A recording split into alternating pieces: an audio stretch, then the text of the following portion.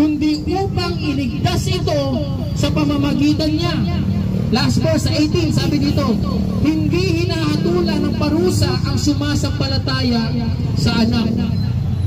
Ngunit hinahatulan na ang hindi sumasampalataya sapagkat hindi siya sumasampalataya sa kaisa-isang anak ng Diyos.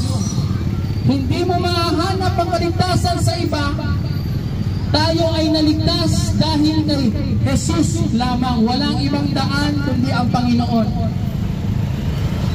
Marami nagsasabi, ako ay mapupunta sa langit o maliligtas dahil sa aking mga gawa. Ako ay nananalangin. Ako ay nag-iikapo. Lagi naman ako nagsisimba. Mabait naman ako sa ibang tao. At lagi po akong nag-aayuno. Ako po'y mabait. Talagang sa langit na po talaga mapupunta. Sabi niya. Sabi ng Panginoong Jesus, meron na lang isang kulang. Isa na lang ang kulang. Magaling ka na talaga. Pwede ka na talaga sa langit. Sabi niya, ano po yung kulang? Ang kulang na lang ay yung iyong ari-arian ay iyong ibenta. At ang pinagbentahan ay itulong mo sa mga mahihirap. Ang nangyari po din sa mayamang tao, nakausap ng Panginoon, bigla siyang nagulat. Sabi niya, wala siyang nasabi. Siya ay umalis na malungkot. Siya ay nalungkot. Yan.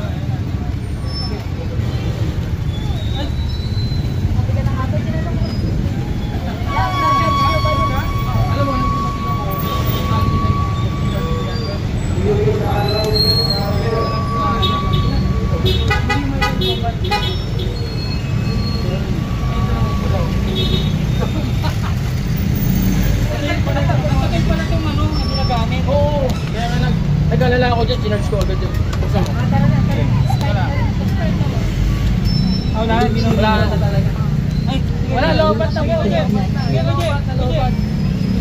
Hello. Okay, pasensya na po, naputol sapagkat nalubat yung aming speaker.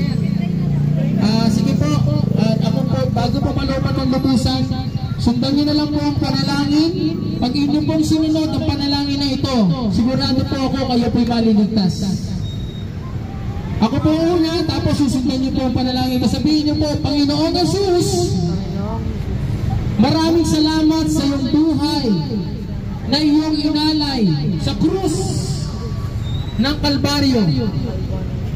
Ang iyong katawan ang naparusahan, nilatay, binuraan, at pinahirapan. Imbis na kami ang mahirapan, ikaw ang nahirapan, Panginoong Jesus. Ang iyong dugo ay nabuhos. Nabuhos sa krus.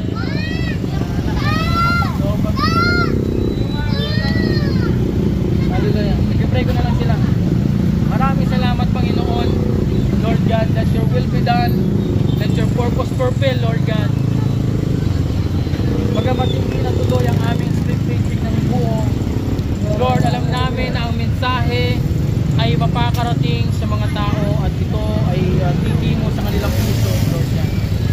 At I pray, declare the victory. I declare the power of the Lord Jesus Christ. Let your will be done. Let your purpose fulfill, Lord, sa Kiko Kamaring, Lord God, na ikaw kumilos ng Holy Spirit na gagalaw. Hindi ito ang isang beses na gagawa kami, Lord God, sa lugar na ito. At marami pang mga araw na darating. Kami ay mangangaral dito. Babalik kami ng susunod na Sabado para mangaral, Lord God. We praise you, we glorify you in His name. Amen. Mahal, ay hindi ako may kanya agad.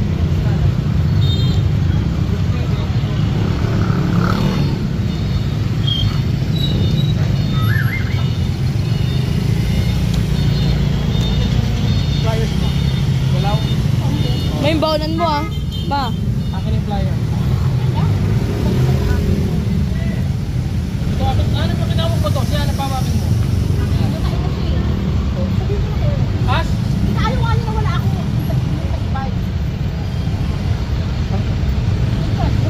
Nay! Nalobat na kami. Babalik ka, CJ. Babalik ka na lang. Babalik ka na lang. Oo. Ito po yung address namin. So, Paddock Street. Ay, tubigan mo. Meron yung tarpaulin na Word of Life. Welcome to Word of Life. Pagkain tayo. Pray. Pasensya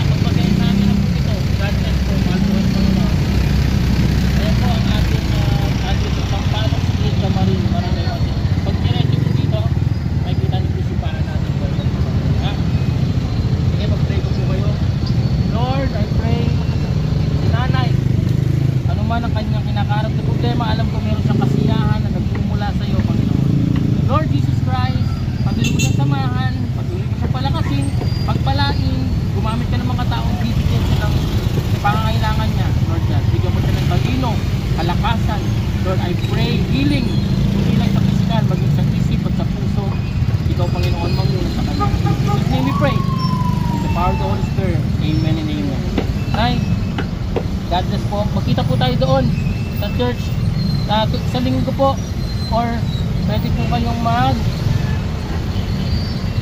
po yung ID nyo. Ito ay Rolando Laderas. Oo, Rolando Laderas. Oh, asan na? Kita? Opo. God bless po. Babalik po kami doon sa Sabado. Magkita po tayo doon. Lalaki siya, hindi siya babae. Tatay Rolando, God bless po. Dito na po, pag diretso nyo po sa Sampaloc, makikita nyo po yung tarpaulin. Pwede po kayo pumunta doon, may tarpaulin naman, makikita nyo malaki na kapulat na tarpaulin. Kulay puti. Tara. Thank you lang po.